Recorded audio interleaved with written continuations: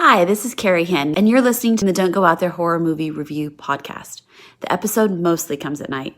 Mostly. In a world where zombies, ghosts, serial killers, and vampires all exist, it's Nico, Brian, Mike, and Dustin, and they are all that stand between you and the films that could end the world. Welcome to the Don't Go Out There Horror Movie Podcast. Welcome back, everybody, to the Don't Go Out There Horror Movie Podcast. Just want to thank all of our fans and listeners.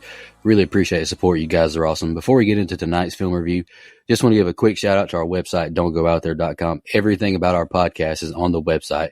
All of our episodes and interviews, if you want to check those out. We've done some incredible interviews in the past. Go check them out there in a specific tab by themselves so you don't have to scroll through hundreds of episodes on Apple or Spotify, etc. We also have our store if you want to grab a shirt, a mouse pad, a hat, all that good stuff. We'd love to see your pictures, rep your favorite podcast. And Shan's Etsy page is also attached if you want to grab a tumbler. All of our social media links are on there as well. Facebook, Twitter, Instagram, YouTube, TikTok. Like us, subscribe us, follow us, all that good stuff. And the last thing I want to shout out on our website is our Patreon. We call it Blood Donors. We have the traditional monthly reoccurring kind. If you want to support us, help us pay the bills, as we say. Or if there's a movie you want us to review, that option is available as well.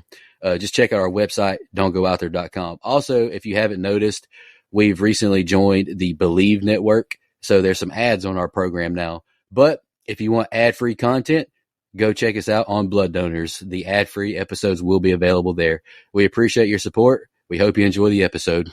All right, guys, let's jump into the film review. We're going to be concluding spooky season for our 4 picks for the month, and it is Brother Dustin's pick. Go ahead and announce your pick, brother, and why you picked it. Yeah, so I picked It Comes at Night. This movie was A24 movie number 17 for me on my journey of watching all 166 of them to date. I watched it for the first time February 21st of this year. I was on my way to Chicago. I was riding in a car from Knoxville to Chicago. My bosses were in the front seat. I was in the back seat. So I was like, let's watch it. This movie, to me, is a great example of less is more. They could have overexposed what's going on and explained it away and had them deal with a lot more conflict than they do. But it was executed just fine. You don't always need 90 minutes of conflict, in my opinion. Sometimes the desolate outlook is just as scary as a visible threat. So I love this movie. I will say that I don't love it, but I like it. I think it's pretty good. I'll leave it at that. I kind of feel about this one as I do kind of like Saint Maud, Dustin. It's kind of slow throughout, but it has a really believable, powerful ending. I really like the ending of this movie. I saw like some, I watched like Chris Duckman's review before I watched it and did my my notes and all that. He didn't spoil anything, but something that a lot of our fans in the comments kind of mentioned too is the trailer sold them on something that they didn't get, and they were frustrated. So I kind of knew not to expect whatever I was supposed to be expecting. So I guess I had different expectations, but I have my own interpretations of what it is that comes at night. We'll touch on that when we go through the scene by scene, but I think the movie is, I think it's good, but there's nothing I'm ready to pop back on anytime soon. Okay. Yeah, I'm kind of in between on this one. I mean, I'm definitely leaning more towards liking it than not, which my score will reflect for sure. And look, I even hesitate comparing the two, but bear with me here. I think this one reminds me of Civil War, like in the fact that it felt very, very real. The atmosphere, I think, was phenomenally done by director and writer Trey Schultz. I think it explores the basic humanity that, we'll get into in the review. And I really appreciated that. But also it reminds me of Civil War in the aspect of it being a very slow burn and its lack of rewatchability for me, like being almost non-existent as far as rewatchability goes. Oh, and before I forget, the last thing, huge props for Schultz for doing this movie pre-COVID. I mean, this thing came out 2 years before, and I think it hit every nail on the head in that regard. And, this movie is easier to make now, I think, whereas then it was almost, the unknown, if that makes sense. But yeah, unless you guys change my mind throughout the review, I'm somewhere probably in the 6 to 7.5 range on this one. Yeah, no, I completely agree. And it's funny you mentioned that, Brian, because I didn't put it in my notes here, but in my Letterboxd review, I said crazy this movie was made in 2017, yet it feels like how the outlook for the world was in 2020. So I agree. And also, shout out to Riley Keough, Elvis Presley's granddaughter. Right? Just want to throw that out there. She's beautiful. Go ahead, Nico. All righty. Any more opening thoughts before we jump into the scene by scene? All right, let's do it. The film starts with a close-up on a sickly-looking man being told everything's okay and I love you by his daughter in a gas mask. Bud is toted out in a wheelbarrow by two men to a hole in the ground. Travis tells Grandpa he loves him as Paul shoots him in the head through a pillow.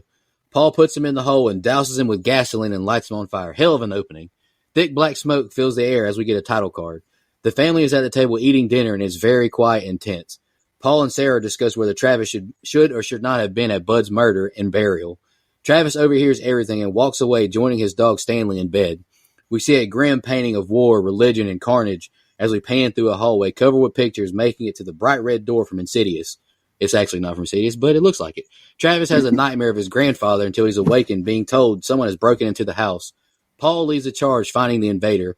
The red door is kicked in and shots fired. Paul tells Will to drop his gun and has him surrender himself, asking if he's sick. He hits him with a gun butt, and Paul gives Travis and Sarah his weapons. They drag Will out the room, and Paul tells Travis to get duct tape and rope. Paul walks through the woods in the dark as Sarah and Travis watch an unconscious Will. Paul knocks at the door saying, "It's just him." All right, Brian, that's the opening set of scenes. What did you think? Probably have the most on the set of scenes, so bear with me here, but I think it's a very powerful open with the grandpa situation. Carmen Eogo, Eva from Purge Anarchy, and coincidentally just Eve on the Penguin series. You guys can talk about Alien Covenant. I'm not, so fuck that movie. But she was in it. But I think she kills it in this scene. I think her emotions are just so raw, so real, especially here. Now at this point, I figured out that there's some sort of on the first watch, you figure out there's some sort of virus or plague. And I'm absolutely wondering why the fuck we are killing Paw Paw here before he actually passes. But I mean, I know there's definitely an argument for that with risk of contamination, as well as, at this point, I'm wondering, do they possibly turn into zombies after they die? I actually really like the approach by Schultz, though, with this and leaving it open-ended, like Dustin mentioned. But damn, that was brutal. And listen, my family and my kids are the most important things in my world. So as we see Travis have to help with the body and, well, I guess the fucking execution of his grandfather, I'm immediately invested. And I'm invested in this entire family because if I'm putting myself into the shoes of Joel Edgerton's Paul, in which, is this the first time that he's been on our show? Because I feel like I specifically remember bringing up his Star Wars role at some point. But I can't remember us doing a movie with him. With who? Joel Edgerton.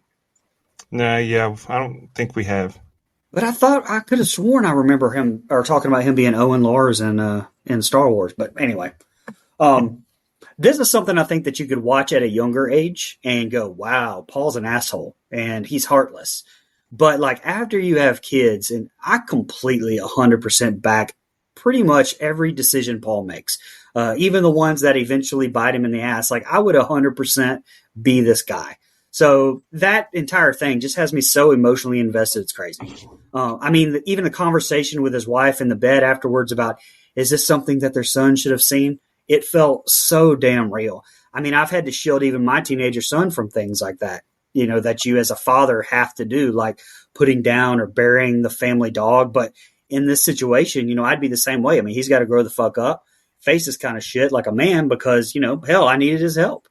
So it just felt very real. Last thing, and I'll shut up. Schultz using this painting to get across what's going on as far as, the plague goes, but still leave it a little vague. Fucking brilliant. Now in this painting, I mean, you definitely see the dead rising. So I'm fully on board at this point with thinking, okay, if the infected actually die, they are zombies afterwards. But regardless, I know it's left up to your interpretation, and using that painting to get it across is brilliant. Very emotional set of scenes for me. Also tense as Will shows up, but I know Dustin will get more into that. But we simply just don't know what fully is going on right now. Yeah, and before I get going, I want to touch on what you said about killing the grandpa before he actually died. Another factor, yes, you're right in both of those assumptions. You can interpret it that way, but also there's the quality of life factor. Like, you don't want them to suffer. Just put them out of their misery, because who knows how bad it actually gets. We don't know. So yeah. They've seen it, it appears. So anyway, To me, they nailed the open, hearing the breathing, and then the voice sounds distorted as the picture comes in, and we see the old man who's clearly afflicted. Like, very effective way to set the tone. It's very emotional as well. She's saying goodbye to her dad. That's tough. And his sores on his body were gross as heck. We don't fully know what's going on, but it's bleak. The actor who plays Travis is a 2-time A24 alum. I want to point that out. Having played in this one and a great emotional coming-of-age movie drama called Waves. Highly recommend. The score as we travel through the house and to the red door is very effective too. Very solemn. And then the nightmare jump scare followed by the news that someone is in the house. The tension's flaring here. And it continues nicely after he subdues Will and heads outside to scope the scene. It's so dark. Excellent choice in lighting for this movie. Too many times in movies we see characters outside in the woods at night and it's like it's daylight. We can see everything. To me, the choice to make it dark like we're actually outside made it so much more, uneasy. It's a dang good open. I'm in. Paul wheelbarrows Will into the woods and he and Travis bind him to a tree. They work on fixing the broken doors now as we see Will tied to the tree with some creepy mask over his head. Travis goes out into the woods to find Will, but he awakes seeing Will with blackened eyes. Next morning, Paul goes to Will masked up, ordering him to get on his feet. He shows him the gun and removes his mask saying he wants to talk. He promises water for honest answers. He asks why he broke into his house. Will didn't think anyone lived there. He was looking for supplies for his family. Will tells him his family is in an abandoned house about 50 miles away. Paul and Will continue to converse on the status of his family and if they know what's going on in the world. Paul talks with his family about Will now. Sarah says they can't just let him go. The more people here, the easier it is to defend the place. Paul returns to Will saying he wants to help him and his family, but he will kill him if he's lying. He sets Will free from the tree and they get in the truck. He has Will ride in the back and keep his eyes open. He asks before they leave if they're good, and Will confirms that they are. They're driving to Will's house, but gunshots fire at them and the truck crashes. Paul hides under the truck as others approach. Paul shoots and kills a man, and then shoots the man that Will was punching. The two argue about Will not seeing anyone and if he knew these guys. Paul has Will wash his hands and mask up, and Paul drags the bodies off as Will works on the truck. All right, Brian, it's the next set of scenes. What'd you think? All right, yeah, and you kind of mentioned it some, but there are some just absolutely beautiful shots throughout this entire movie. You can pick out things from just about any scene, especially, like you said, the night shots. Schultz and cinematographer Drew Daniels of Euphoria fame, I think, do just a great job of making shots where really not a whole lot is happening interesting. So in the last set of scenes, when we're basically first person with Sarah as she's holding that gun, when Paul comes back beating on the door, it's just the way that the camera drug from Sarah to the door and you're anticipating the jump scare with her. There's examples all throughout. I mean, this was just absolutely beautifully shot film. And just, damn, the claustrophobia, at least for me, whenever we see Will tied up and then it just cuts to everyone sitting around and waiting, I mean, it would have been nice to at least tell the dude, like, if you're good in 24 hours, I'll let you go. Because, damn, I mean, just imagine being him, being tied to that tree, thinking you're there till you starve. Fuck, that's maddening. One would actually say, fucking diabolical. But honestly, I get it. It's Paul's job to protect his family and literally fuck everyone else right now. I mean, I get it 100%. Very interesting, too, the music cues that we get during Travis's dream sequences.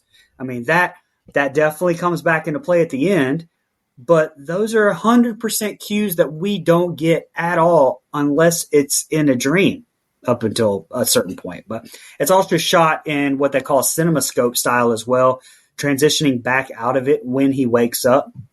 And you know who Edgerton and Abbott really as well. You know who they both look like in just so many of these close-ups in this movie? Jon Snow from Game of Thrones. Like, random thought there, but every time I kept going, oh, that's him. That's him. I thought so too. Little fun fact too, when shooting the scene where Paul interrogates Will here, the boom operator had to sit in a tree for half the day to record that audio correctly. Yeah. But anyway, just great scene between those two. Again, I'm Paul. Like, I do the same thing 100% here. And, upon first watch, you're still trying to figure it out. But once you realize that that comes at night is fear, it's paranoia, in my opinion anyway. But I still think that there's more examples throughout the movie that they're zombies as well. As far as the title and it coming at night, I definitely think that that's fear and paranoia. But you don't even worry about what else is out there. I mean, you focus on that basically. And I think that's what Schultz wanted. I think that's how I took it anyway. Plus, we don't know as an audience if Will's telling the truth either. So we have an unreliable narrator, really, that I think does a great job of adding to this the tension all throughout. But again, on your first watch, because I think that's where, in my opinion, 95% of the movie works on your first watch. I agree with you about what it is. I agree with that. Yeah. I did see some theories that what it is Travis's nightmares. So, but no, it's definitely that fear and paranoia to me. Such a dad move when he says, "You know what a foot and a half is?" Like that took me back to grabbing the wrong size wrench with my dad. Like I was like, "Oh God, PTSD." Travis has some creepy nightmares, man. The worst we've seen in a movie since Freddy Krueger. I like the back and forth we get from Paul and Will. It's a great way to give us a backstory and context in a way that seems natural and believable. And I like that they don't give us a direct location. 50 miles from here, 80 miles from here. It's so much more effective believing that this could be happening literally anywhere rather than, up in Spokane. Like he didn't say a place. But also when he's saying 50 miles from here, 80 miles from there, in my mind, I'm like, well, isn't this place a geographical anomaly? 2 weeks from everywhere. The score when they're driving is great. Again, it combined with not knowing if he's safe or not, it really gets your adrenaline pumping. And then they're shot at. No crap. Great added layer when Will tries to stop him from shooting the guy. Like, was he in cahoots with those guys? Turns out he's not, but for a split second, you have to have your doubts. One of those guys that got shot that attacked him, Chase Joliet, he was in an A24 movie, Krisha. The movie gave me anxiety for the wrong reasons. Another good set of scenes for me, though. It's been a while since we've had an "Oh Brother, Where Art Thou" reference. You're welcome. Go forever. Travis stares off into the distance out the window as he pets Stanley. He screams in excitement to his mom that Dad is back. Paul introduces his family to Will's family. Paul gives the new family the protocol of the house. Most importantly, never go out at night and go out in pairs during the day. Travis sneaks through the house listening in on Will and Kim's conversation. The couple is being playful in bed until Kim tells Will he stank and needs to take a bath. Paul, Will, and Travis are out in the woods now getting firewood, and Paul seems jealous of Will teaching Travis. The two ladies make drinking water as we get a montage of the families fellowshipping and living in a little bit of normalcy. Travis awakes and Kim is in his room and then mounts him, kissing him until she pours blood into his mouth. Kim and Travis converse at the kitchen table. He tells her of his bad dreams and not being able to sleep. Travis has unique taste in desserts, and they laugh over it. Kim asks how old he is and says he should go to bed. I wonder what's going on there. Next day, they're cutting more firewood until Paul tells Travis to only trust his family, no matter how good they seem. Stanley begins barking, and the men get their guns out. Stanley gets free and runs into the woods, and Travis chases after his dog. The barking suddenly stops, and Will joins Travis. Paul scolds Travis and orders him back home now. All right, Brian, it's the next set of scenes. What do you think? Just an observation at the start of the scene. Why are we still shaking hands to greet new people? I mean, I know it's okay, I guess, in theory here, but still, like, that's just something like post-COVID. I think that would be written differently. And that may sound dumb, but it stood out to me because, to be honest, the rest of this movie from here on out, it's hard to really take notes on, if we're being honest, for me anyway. It was nice, though, with their first dinner together, kind of see a different side of Paul. For the first time in the movie, he seemed happy. We know that won't last, as we know the nature of these movies, but it was a nice little piece to the character that we hadn't gotten up to this point. I enjoyed it. Riley Keough playing Kim, like Dustin mentioned, the daughter of Lisa Marie Presley. This is the first thing I've actually seen her in. But I know she was in a bunch of other stuff since 2010, including Fury Road. I just didn't watch that. But when I first saw her, I thought, wow, she looks a lot like Amber Heard. But now, knowing that it's Lisa Marie's daughter, that's definitely who she looks like 100%. So, I mean, she's spitting image. Copy paste. I think Schultz does a great job, too, of kind of cooling you down here. Like Mike and Dustin, like to say with the montage of this happy living, they cool you down. Mm-hmm. After having your guard up for the whole movie, you really finally let that guard down for a good few minutes with the characters until Travis's next nightmare. And again, that sound cue comes back for that nightmare. The end of the set of scenes is frustrating to me, though. Like, if I'm Paul and Will, I go investigating. Like, I realize that you can't have the movie and I realize that they want to leave it ambiguous and not even, say realistic, because lots of people I think would have done the same thing as Paul. But just me personally, I would have gone looking to see what happened. Go investigate, take my guns, go see what happened to my dog. So anyway. Yeah. Yeah, Riley Keough, yes. That's all I'll say. Side note, she's a bit of an A24 regular, which is awesome. She's also in American Honey, which is great, Under the Silver Lake, which I didn't care for, and Zola, which was wildly entertaining. And A24 also made a movie about her grandmother, Priscilla, which starred the beautiful and talented Kaylee Spaney as Priscilla Presley. It was just okay. Also, Kelvin Harrison Jr., who plays Travis, was in the non-A24 movie called Elvis, where he played B.B. King. A lot of ties to the King in this one. Had to throw that out there. Paul, given his role speech, solid. His character seems like a genuine man who is extremely cautious to protect his family. He's played by Joel Edgerton, who was also in the A24 movie The Green Knight. Look, there's not a lot to take notes on, so I had to throw in their A24 ties. Travis being a peeping Tom, that's wild. Buddy needs a better hobby. I know Kim's hot, but come on, man. We get lulled into that sense of security here, which is fine with me. It slows down the thought of a threat and makes us feel like life can be normal. Makes it much more effective when something else happens. It would be easy in real life to fall into this trap. You got new people here. You're getting along. Okay, let's let our guards down. So it's very believable. Then finally, Travis's nightmares look like they're getting better until Kim spits blood in his mouth. My man can't catch a break. Then in the kitchen, he's just like me. Hot girl flirts with me, and I don't know what to say. I should probably go to bed. Yep, that's just like me. Stanley running off, that's tense as heck, especially when Travis gives chase. Like, what did he see? Are they in danger? Is Travis going to die? He probably wishes he did after his dad jerked a knot in his tail. But, yeah, I'm still invested here. I still like this movie a lot. Yeah, I remember texting you guys that this would be a nightmare to take y'all's notes on this one. All right, scene 4, this is the most I got, so just bear with me. Dinner time now, and it is awkward as a fart at a funeral.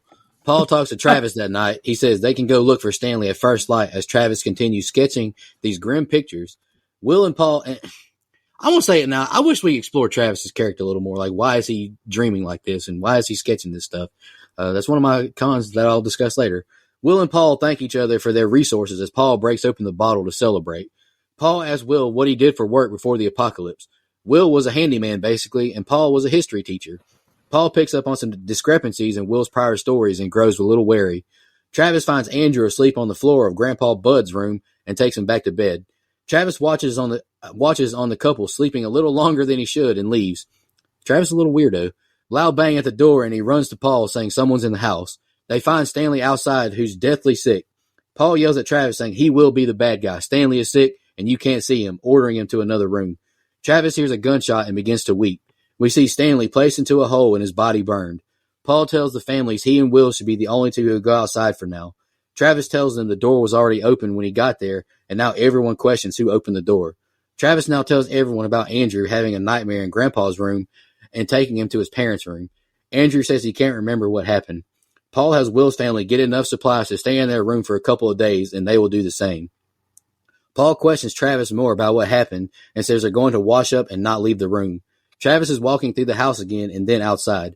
He sees something shocking, hearing a dog yelling and awakes spitting up blood. He sees his dead grandpa and awakes in terror but has no more flesh wounds on his arms. He goes into the hall hearing Andrew crying nonstop. Travis tells Paul and Sarah he thinks Andrew may be sick and overheard them saying they should leave. Paul asks Travis if he feels okay. He says he feels fine. Paul and Sarah are concerned and Travis is nonchalant. Travis says if they're sick, so is he. Sarah says to wait here and I love you. Brian, that's the next set of scenes, and then next is the ending. What did you think? I think what's unique about the way that this feels to me, I mean, we've watched a shitload of zombie movies, and more to come, but this is unique in that it feels like the other side of a zombie movie to me. Almost the way Walking Dead started doing in their later seasons, except with that, you knew that the dead were still out there. But it's where the people are almost a bigger threat, as well as your own anxiety and paranoia and just everything else going on. So where the zombies would be like secondary, even though in this one they don't show them. But like I said, in my opinion, it's still a zombie movie. It's definitely an interesting perspective. And so I mean, I guess this is where everyone gets infected that gets infected or doesn't. But when Travis finds Andrew, so the big question is, how did the dog get back in the house? And are we led to believe that Andrew's little ass opened that lock and opened the door? Are they in denial that it was Travis who then infected Andrew? Did Travis sleepwalk and do it? We don't know. And I mean, technically, we don't even ever know that Andrew is or ever was sick, like for sure. So hell, I'm trying to see the spinoff here. Dare I say 10 Cloverfield Lane-esque, where the threat is infected. And being the title, it comes at night part due. That was an old Hot Shots part due. That's what that was back in the day. Anyway, at this point, I'm just trying to take my mind off the sadness that's the dog dying and relating that to my own life with my son. So it's a good job I'm pulling the emotional heartstrings here for me. But on my second watch, though, I mean, I'm ready for the ending. Like, the tension just isn't there the second time. And it's just not as entertaining knowing what to expect to me. Yeah, first of all, Nico, I want to touch on something you said there about why he's having these nightmares. To me, there's two trains of thought, and I'm good with either of them. Either he's having such bad anxiety through the day, and he's so scared of everything that he's just it's causing these lucid nightmares. Or also, I don't know, I haven't seen anything written about this, but maybe that's a symptom of the sickness, because he could have already been sick here. Maybe he's the one that infected the little boy. Maybe the little boy wasn't even sick. But yeah, anyway. We don't even know if he was sick. We never saw his eyes. We never saw any. I know they left it like that on purpose, but we never saw it. But Papaw was sick and in the house with him. So maybe Papaw got him sick and he started having these lucid nightmares as a result. I don't know. But at this dinner, it took longer than 24 hours if that's the case, because they were Paul was gone for 3 days to go get Travis's family. But see, I mean, I know they had their theory about the 24 hours. Like, we'll know within 24 hours. Right. That's why he said, I'm going to stay for 3 days just to be safe. Like, maybe there's varying timetables. I don't know. That's true. But at this dinner, boy, you could cut the tension with a butter knife. Whew. It's good to see them get back on the same page afterwards before bed, though. Major eye-opener when Will said he was an only child. Like, it cranks the drama right back up, wondering if he can be trusted or not. And you can tell Paul doesn't trust him. He immediately heads to bed and takes his hooch with him. Great jump scare when Travis goes downstairs and thinks someone is in the house. We don't see anything, but we feel it. But unfortunately, it was just Stanley. To quote the landlord in Coming to America, damn shame what they did to that dog. Travis was being completely rational with his idea to keep everyone segregated for a day or so, but that didn't help the awkwardness. It was still an awkward conversation. Travis outside here when Stanley is barking is very clearly another nightmare, but it was still very effective to me, especially when he wakes up spitting the black bile and sees his grandpa. Great tension. Then he wakes up and hears Andrew crying. That's another layer. Is the boy down with the sickness? What's going on? We're setting up for a heck of a finish with Paul and Sarah about to make Will, Kim, and Andrew leave, so it's go time. Yes, it is. Paul and Sarah exit the room masked up, hearing Andrew cry. Paul checks on Andrew. He wants to go in the room and see for his own reassurance. He tries to guilt trip him and gets angry. Will unlocks the door and puts a gun to his head and has him go in the room and shut the door. He orders him to remove the mask. He demands enough food and water so they can leave and they'll never see them again. Will holds Paul at gunpoint through the house until Sarah emerges with a gun. Sarah agrees. Will suggests counting to 3 and lowering their guns. Paul gets the gun from Will and Sarah orders Kim to the corner. Paul knocks Will out and wheels him outside, dumping him on the ground. Will attacks Paul, bashing him in the face until Sarah shoots him. Kim and Andrew run away, but Paul shoots, killing Andrew and then kills the crying Kim. Fuck, that was brutal. Sarah cries, seeing her son Travis. Travis is coughing at the sink and Cece's sick. Sarah comforts him, saying it's going to be okay. You can let go. Travis is walking the dark halls, making it outside the red door. Sarah and Paul weep, realizing their son is dead. The two sit at the kitchen table together, sick, knowing an impending doom is inevitable. Brian, what do you think about that bleak-ass ending? Yeah, it was heartbreaking. I mean, there's not really any other way to slice it. And I mean, as a man, if you're Will, if you're Paul, you do the same things that they do to protect your families. I mean, it's just simply a bleak ending. And you know what? It didn't have to be happy. You know, some things, like I've said before, like The Strangers, I needed a happier ending for The Strangers. I was fucking drugged through misery the entire movie. I needed a happier ending, but it didn't give it to me. But here, I didn't. I mean, it's realistic, and it was, kind of like I said at the start, it was fine. I'm happy I watched it. Definitely everyone should at least once. During the ending here, a little fun fact, we get that music cue, the same one that we only heard during Travis's nightmares. So is this his nightmares coming to life? Is this just a nightmare in itself? I don't know. The aspect ratio, I do know, fun fact, slowly transitions from, I don't know how you said, 240 by 1, 300 by 1. And it stays that way for the remainder of the movie, too. So interesting little director's choice there. Just a tragic ending. Very powerful. Again, very heartbreaking. Yeah, Will not letting Paul come inside is tense in the room there. Yeah. Will opening the door and holding Paul at gunpoint raises the heart rate too. Sarah coming out of the shadow with a gun, that was awesome. Love how all this is shot, no pun intended. And then how'd Will have the high ground and a gun and still get whooped? Kim deserves better, that's all I'm saying. But then Paul lost the advantage and got his face smashed in with a rock. These guys, man. Jeez. But the most gut-wrenching part of the movie, Paul shot Andrew. Holy crap, man. Before shooting Kim. Like, he shot the kid before shooting the mom. Yeah. I get not taking any chances, but I feel like all this could have been avoided with a civil conversation. And in the end, it doesn't even matter. Shout out to Lincoln Park. Travis is sick. Travis is sick, which means Paul and Sarah are going to die too. I read that the red door symbolizes death, and that's why Travis never goes through it. But in the end, he does. That's well done.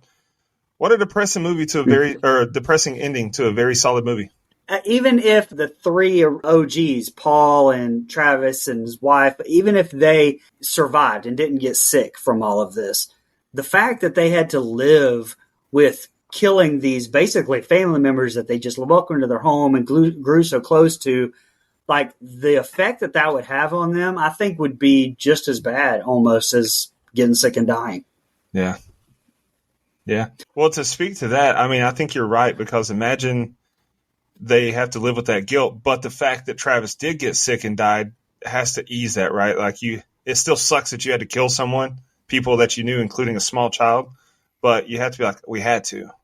Yeah. We were trying right. We're trying to save ourselves. We're trying to save our boy. Yeah. Yeah. All right, let's jump into our social media comments and questions. I will knock out the IGs first. That's Instagram for all of our older listeners. Ian Van Gool commented, friend of the show. Shout out to my guy, Ian. I hated this movie the first time I watched it because it was very different from what the trailer made it look. But after rewatching it a few years later, I really enjoyed it and think it's a unique look at isolation and paranoia. I can't wait to hear what you guys think of it, with the rock emoji. Hell yeah, Who brother. said that? Ian Van Gool. Okay. I'll say why in a minute. Go ahead. That sounds like a lead singer of a band, Ian Van Gool. He's the guy who made the Haunting a Hill House TikTok for us. That was super dope of him. I like Ian. He's cool. Our last comment we got is from Hyped on Horror. I was a bit bummed at first because it was marketed to be more of a creature horror, if I remember correctly. But the story is so damn good and creepy, I ended up loving it for what it is. I respect it. Dude, we got to talk about that poster. Like, the poster for this movie is dope as hell. Yeah, it really is. It's just a dog in the darkness. Like, I think it's simple and cool. And what I love the most about it is that's how dark the outside shots really are at night in the movie. Like, they didn't sell us false dreams on that. The reason I asked who said that one comment, I'll hop over to X, the artist formerly known as Twitter, and read these. Mookie, friend of the show, Mookie, said, I'm going to have to give this a rewatch, but I remember not liking this movie, partially due to it not being what they sold in the trailer, and partially because it's boring AF and nothing happens. But what they sold in the trailer part, I was like, dang, I don't remember the trailer for this. But also, if you go back and check the archives, I've said that for a while now. It's the reason I don't seek trailers out anymore. Tired of that. Then Kevin Scanlon, teammate Kevin, said, I saw it once and didn't care for it. Don't remember much about it, so I should probably give it a rewatch to see if my opinion changes. Do that, because I think it might. With tempered expectations for what you hoped it would be due to the trailer, now you know, go back and watch it. Yeah. And that's all we got. Brian, we got anything on the old Book of Faces? Yeah, Dex Cole said, OMG, funny story about this movie is that my wife never lets me live it down. She always says, plot twist, nothing ever comes. She's not a fan. But I still like it a lot, especially the feeling of isolation and tension. Abby Renee said, I only saw this once in theaters and remember walking out like, what did I just watch? I feel like that there was so much tension built up and then nothing comes of it. Like, what actually came at night? May need to watch it again sometime soon, but I don't remember it really even going anywhere.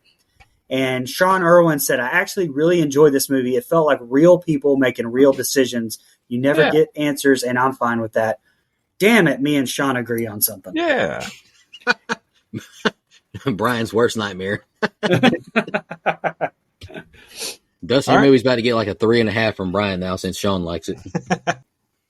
All right, you guys got any fun facts you want to share with the listeners? I got it. Do we have anything on the gram? Did we skip the gram? No, we did it. Did that first, I brother. missed it. I don't know where I'm at tonight. It comes at night, and it's my fucking memory loss. It comes at night. Papal's dementia.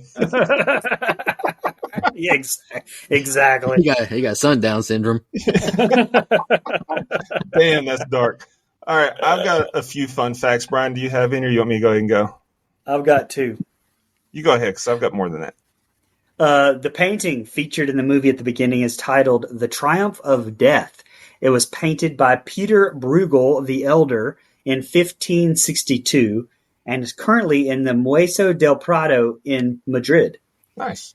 And the second one, I don't know how true this is, so take it with a grain of salt, but it's rumored that Stephen King wrote one of the original treatments for this, but swore the production company to secrecy because he wanted to go uncredited. That seems like kind of a fairy tale or old wives' tale, but who knows? Yeah, I had one of those, so it was Stephen King one. So I've got a few. Bear with me. Director Trey Edward Schultz, simplest explanation for the film's title, which he spoke at a screening in Chicago, is that the title came to him early on in the writing process before characters and plot were fully developed, and it stuck with him. He's also said it could be represented, it can represent the need to rest at night. Fear and anxiety can take over. One of the pictures, you mentioned that artwork. I'll mention some more. One of the pictures in the hallway is of Bill Withers, the singer famous for Lean on Me. Shout out to Bill Withers. And another one is a tribute to Lil Wayne's Carter 4. Good to know Trey Edward Schultz is a man of culture. Love it. The cast and crew of the film signed a non-disclosure agreement that forbids them from revealing what comes at night.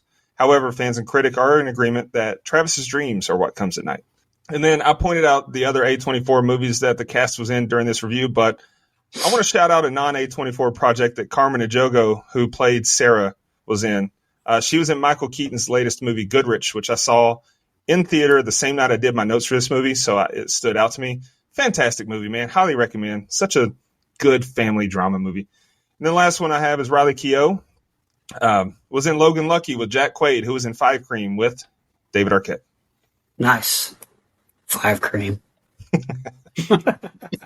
You know, it's crazy how many people I've met from Five Cream. But anyway, that's not important right now. But it's just, I've noticed it.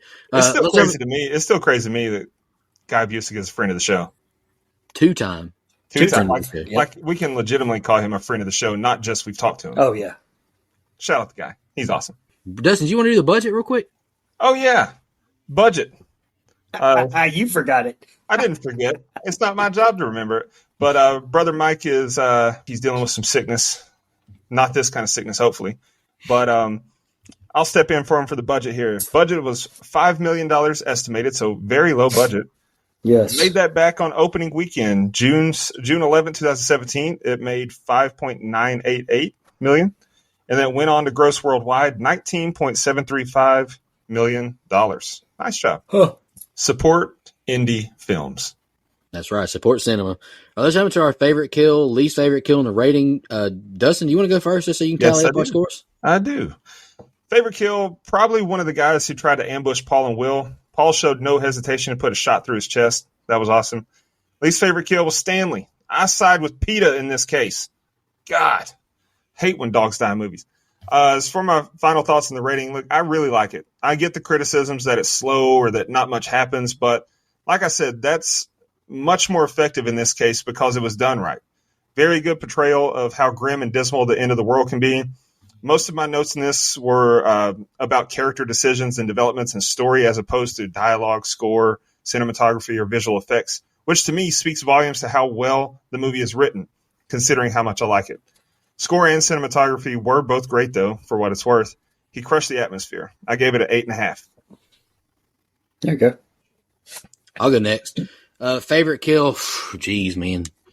Can you really pick a favorite kill in this bleak ass movie? I'll go with one of the people who get shot too, just because they deserved it. Least favorite kill, I'm gonna go with Andrew, man. It was heartbreaking seeing that little kid get killed, man. That hurt, man. Like the first watch, I was like, damn, you shot the kid first so the mother can feel that pain before you kill her? That's cold blooded. I will agree with the fans, like you said, Dustin, throughout this review, that I think that it is his dreams, like his terrors that come at night. I do think that as well. But I wish the movie explored that more. Like the movie was a little slow. I wish they would have delving into what causes them to see these terrors, these dreams at night. Why does he sketch these grim ass portraits? And I do kind of wish we knew what they were hiding from. Like I know we complained a little bit about in Train to Busan, like the rules of the sickness. I would like to know why they won't go into the woods and what's causing them to get sick. Because if it's only them, how do they get sick? I'm just genuinely curious. Not going to hold that against it too much. Giving the movie a 6.5. It's really good. The ending is really good. It is kind of interesting, but I do fall in that category that thinks it's a little slow. I'm just kidding. I'll take that. My favorite kill, I picked the grandpa at the start, man. Fuck that old man. I'm just kidding. I'm just joking. I did pick him, but I don't know the guy. My least favorite kill, I picked Andrew as well. I put it, it's a good one watcher. Again, a lot of open-ended questions that I'm fine with. But again, to me, its rewatchability is almost non-existent on my end. But it doesn't make it a bad movie. I gave it a 6.5. Oh, okay. You know what? 6.5 on A24 from Brian. I'm happy with that. That puts our composite score for the four of us at a 7.1875. IMDb has it at a 6.2. They're low. And then Rotten Tomatoes, 88%. They know what's up. What did Mike rate it? He gave it a 7.25. Okay. I'm sorry. I was just genuinely curious. Any more final thoughts on It Comes at Night? All right. I'm going to shout out these blood donors. Brian, why don't you, after I get done, announce the Halloween movie we're doing next week? And a nice, let's just go ahead and announce our little ranking episode too. Dustin, you can do that. Let's shout out our blood donors. Legendary blood donor Dana Tucker, 5-time legendary blood donor. Shout out to her. We got 2 of them joints left to do. Legendary blood donor as well, Anita Russell. Appreciate you, Anita. A repeat. Really appreciate that. We got 2 new Final Girl donors, Christina Tower and Jenny Conway. Really appreciate y'all. It means a lot to us. It really does. It helps us out a lot. Camper level reoccurring Nina, the Horror Movie Crew podcast, Alex Seligson, Steve Schmidt, and Michelle Mirza. Camp counselor reoccurring Edwin Hernandez Gunn, Joe Swinford, Adrian Aiello, Brian Samick, Andrew Ferguson, Brooke Maley, Thorne David Phillips, Heather Superdoc, Jennifer Davis from the Too Close to Home pod. Just going to throw this out there. A new movie just came out on Netflix, Woman of the Hour. That might be the movie we could do with them. It's about Rodney Alcala, the dating game show, true crime, kind of falls into horror. It's just an idea. It's Anna Kendrick's directorial debut. Hey, I'm saying, that might be it. Dana Tucker, Cole McAlexander, and Max K.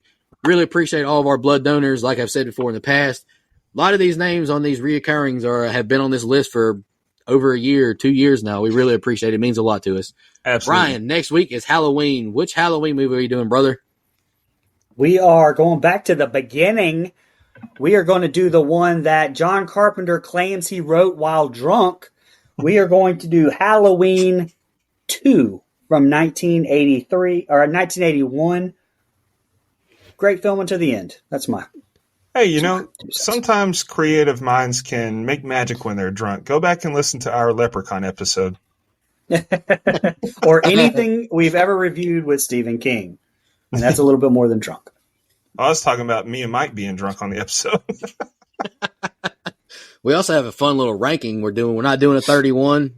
Dustin had a new idea. Go ahead and announce it and what we're ranking. Yeah, 31 movies. We did it. We had a good run.